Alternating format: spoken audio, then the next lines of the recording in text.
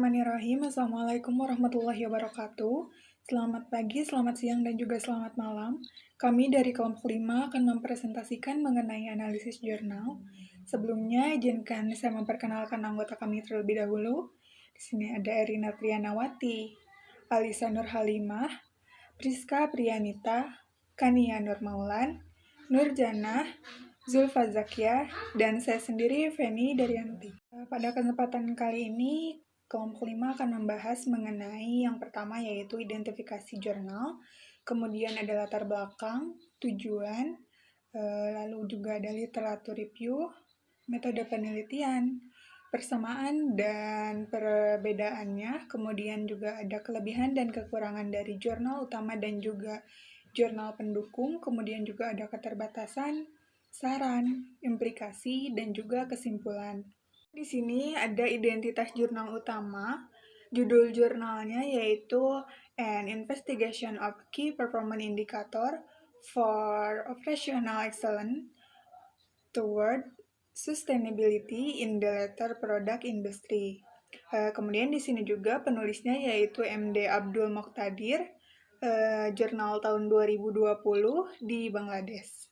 Jurnal utama yang tadi di sini ada jurnal pendukung ataupun jurnal pembanding yang berjudul Key Performance Indicator for Manufacturing Operation Management, Gap Analysis Between Process Industrial Need and ISO 22400 Standard dari Zhu et al.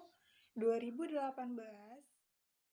Assalamualaikum warahmatullahi wabarakatuh. Nama saya Nurjana, saya akan menjelaskan latar belakang. Manufaktur kulit, barang dari kulit dan industri alas kaki berada di bawah tekanan luar biasa untuk menginovasi kinerja operasional mereka untuk melawan kemajuan baru-baru ini. Industri manufaktur dipaksa untuk mengotomatiskan dan meningkatkan kinerjanya. Salah satunya yaitu sektor kulit Bangladesh yang merupakan domain penting untuk pertumbuhan keuangan negara. Untuk mempertahankan daya saing, sektor industri ini harus mampu bereaksi dan menyesuaikan dengan modifikasi yang dibuat oleh lingkungan yang ambigu. Untuk secara aktif bereaksi terhadap keadaan pasar, sektor industri ini harus mempraktikkan keunggulan dalam bisnis.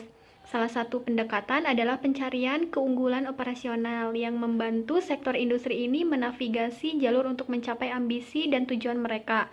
Dipastikan bahwa saat ini tidak ada studi yang meneliti indikator kinerja utama untuk keunggulan operasional menuju keberlanjutan di bidang industri produk kulit.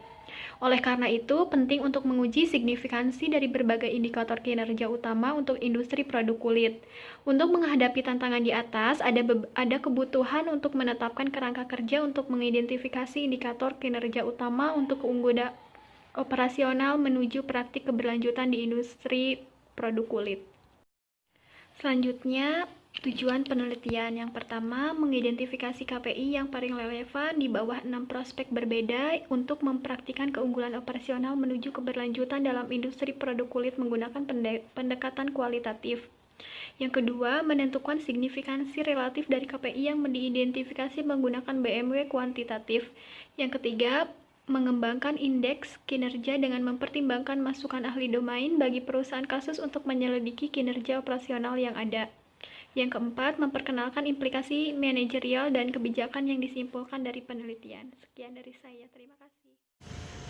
Assalamualaikum warahmatullahi wabarakatuh. Nama saya Priska Priyanita Mawardini. Di sini saya akan menjelaskan mengenai literatur review. Yang pertama ada keunggulan operasional. Kata operasional mengacu pada perakitan dan distribusi produk dan untuk menyelesaikan tugas tertentu. Sedangkan keunggulan mengacu pada tujuan yang harus dipenuhi dan dipertahankan agar tetap luar biasa menurut Mitchell 2015. Lalu keunggulan operasional adalah pemantauan yang berkelanjutan terhadap praktik terbaik industri dalam domain kinerja operasional, kesehatan dan keselamatan, keandalan proses, dan perilaku lingkungan menurut Beck, Wood, Mawar, dan Lutra 2020. Lalu selanjutnya ada indikator kinerja utama. Indikator kinerja utama adalah instrumen yang efektif untuk menilai kinerja dan dapat didefinisikan sebagai ukuran keberhasilan persetujuan.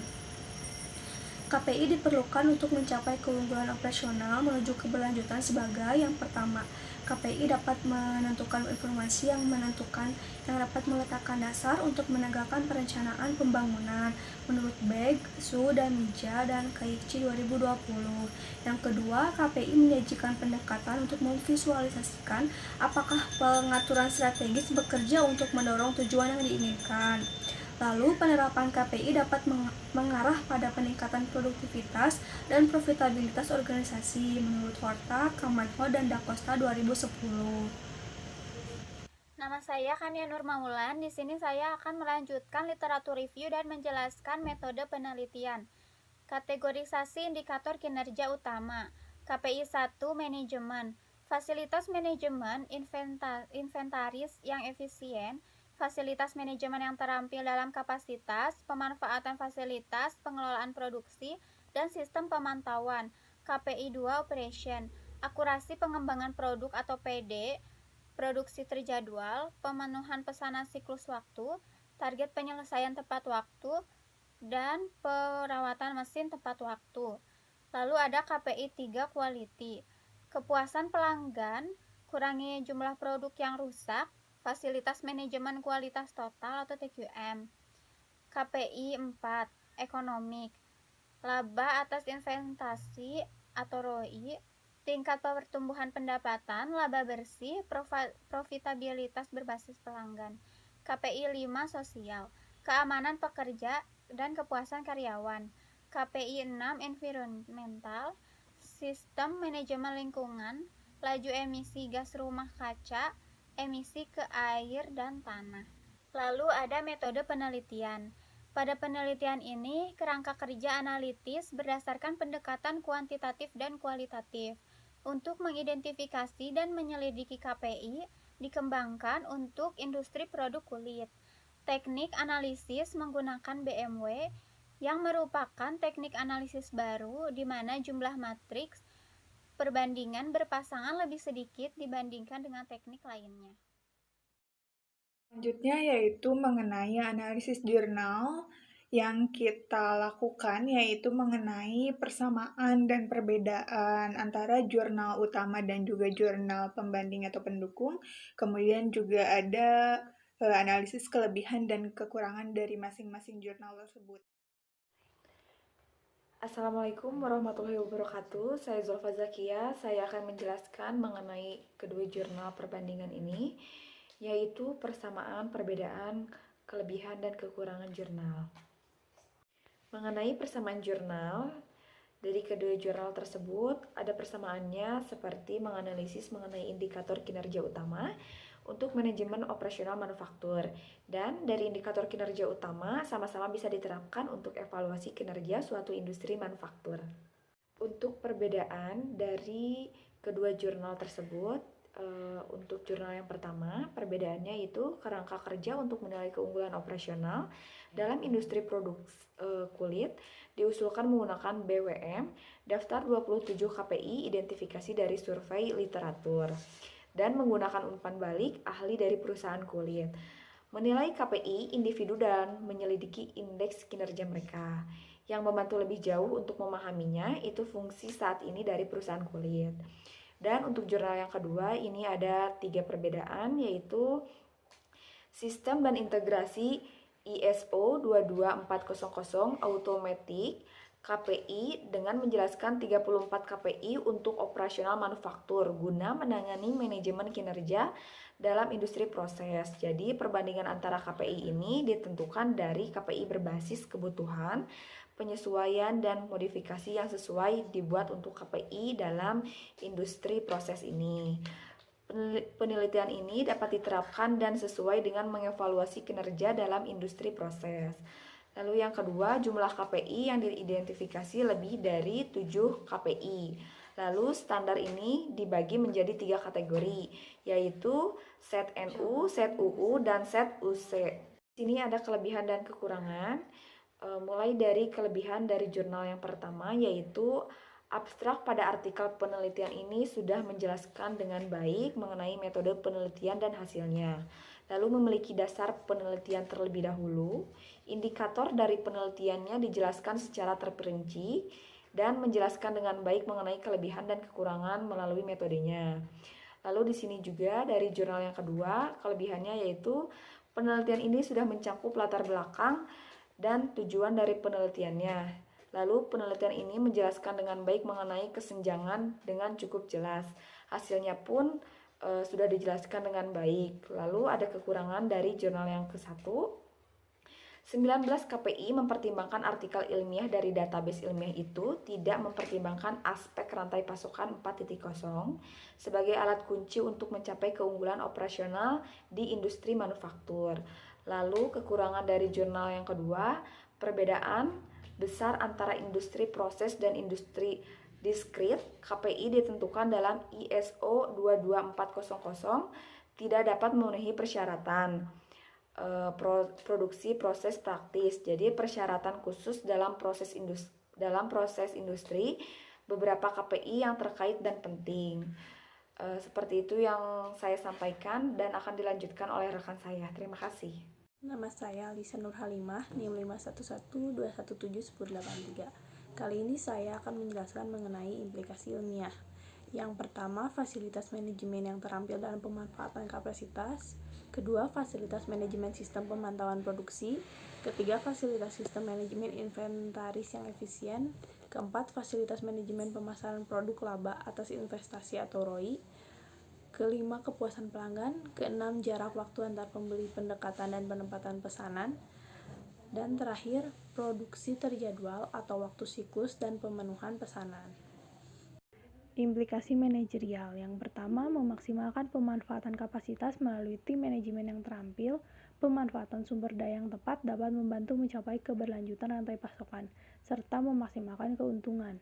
Yang kedua, fasilitas manajemen yang tepat dari sistem pemantauan produksi kerangka kerja IT yang kuat dapat membantu industri produk kulit memantau produksi secara real time.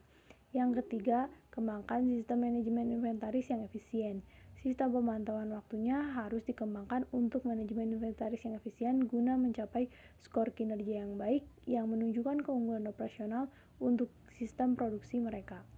Keempat, fasilitas manajemen pemasaran produk yang kuat. Para pengambil keputusan harus memberikan perhatian yang berlebih terhadap fasilitas manajemen pemasaran produk untuk meningkatkan kinerja industri produk kulit. Yang kelima, memaksimalkan laba atau investasi atau ROI. Pengambil keputusan harus membangun jaringan rantai pasok yang terstruktur dengan baik untuk memaksimalkan ROI. Yang keenam, kepuasan pelanggan yang lebih baik. Kepuasan pelanggan yang lebih baik dapat membantu industri produk kulit dengan memberikan produk yang berkualitas kepada konsumen akhir. Baik, selanjutnya saya Rina Trianawati akan menjelaskan mengenai keterbatasan dan saran juga kesimpulan dari hasil analisis jurnal penelitian ini, di mana keterbatasannya ada sejumlah keterbatasan yang membatasi penelitian ini dan dapat dipertimbangkan dalam penelitian selanjutnya. Salah satunya yaitu penelitian ini tidak mempertimbangkan aspek rantai pasokan 4.0 sebagai alat kunci untuk mencapai keunggulan operasional di industri manufaktur. Kemudian adapun sarannya, yang pertama untuk penelitian selanjutnya, interogasi KPI dan rantai pasokan 4.0 dapat dinilai dengan validitas statistik.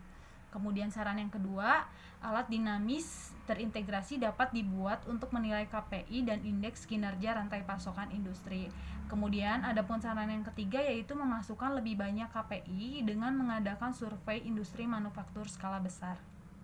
Lalu selanjutnya ada kesimpulan di mana organisasi bisnis mengalami kesulitan untuk mencapai keunggulan operasional dalam rantai pasokan mereka.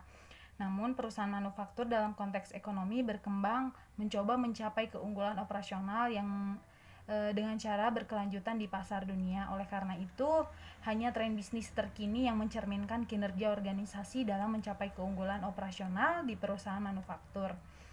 Sehingga untuk membantu perusahaan manufaktur dalam mencapai keunggulan operasional, mereka harus mengembangkan kerangka kerja. Dalam studi ini, kerangka kerja untuk menilai keunggulan operasional dalam industri produk kulit diusulkan menggunakan BWM, di mana daftar 27 KPI diidentifikasi dari survei literatur dan menggunakan umpan balik ahli dari perusahaan kasus.